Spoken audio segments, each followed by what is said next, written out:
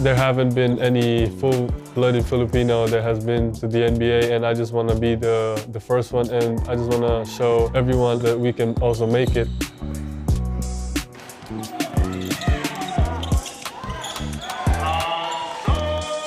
My dad always told me to watch films of Hakeem Olajuwon, Tim Duncan, those guys, and I just kept watching, every day.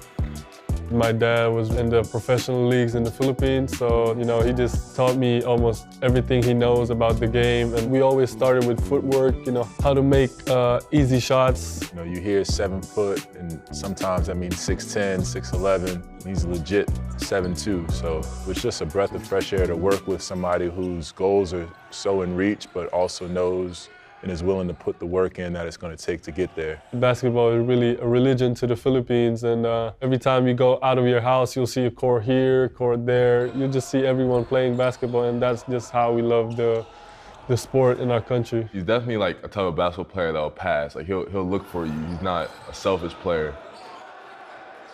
The mentality in the States when you're a foreign player with hype and accolades coming in, people want to play against you. Everybody has their goals and everybody's trying to get on, so what better way to get recruited to a college than saying, hey, I had X amount of points and rebounds and blocks against Kai Sotto, and here's my film against him. I think he realizes that now, and he kind of brings it to his opponent instead of waiting for it to come to him. Yes, sir.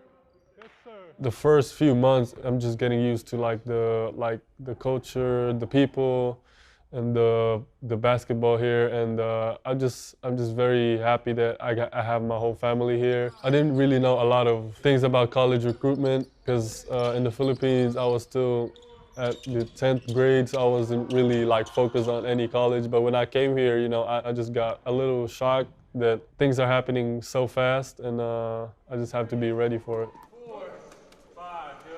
I see Kai as somebody with a world of potential, and the sky is really the limit, but also, there's a short time to get there and has to be deliberate in making those goals achievable. Good. 2 more shots, 2 more shots. The training here in the States is different because they really focused, and my trainer really dedicated themselves to help me get better as a player. One thing that we wanted to really work on, getting him to be more NBA ready, which means, can he handle the NBA pace of the game, physicality? Can he use his length in a meaningful way? Does he stretch the floor consistently? Can he guard players? Can he guard in the post? Can he guard off switches? Very good. Show it right back. Bang, bang, boom. Yeah, there we go. That's a good one. Coach Chuck Person, Coach Rob, Jeremiah, they've been helping me a lot. They're helping me prepare, and I just get my confidence from my workouts, from my practices. I think for him to become more physical, a lot of it's going to take some work at P3, which he's working at every day. They do a great job, kind of sports science and strength and conditioning to develop him off the court, which I think is really, really important. Here at P3, we assess our athletes so that we know what the needs are. So with Kai, I think from this point on, it's just a matter of continuing to develop his strength, develop that power. He's going to be playing and matching up against guys who are bigger than him, so making sure that he is able to match that intensity on the court, but also making sure that he stays healthy to be able to compete year-round.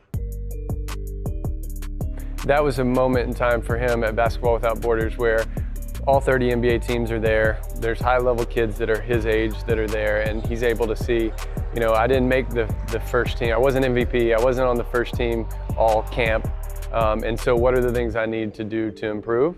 And so now you're able to look at positive feedback from GMs, scouts. It was great. I had the opportunity to play against the best players all over the world, and to be coached by great coaches.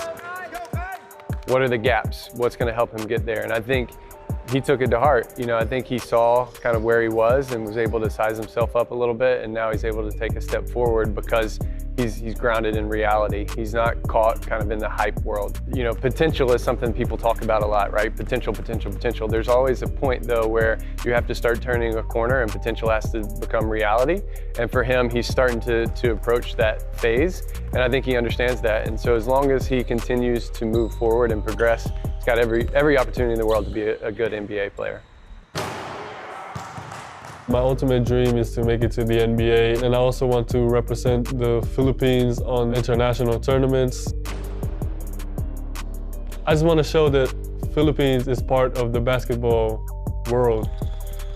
I appreciate those people who follow me and my journey, knowing that all my fellow Filipinos from my country, supporting me and following me. And I just use it as a motivation, inspiration, just to work even harder to make them proud.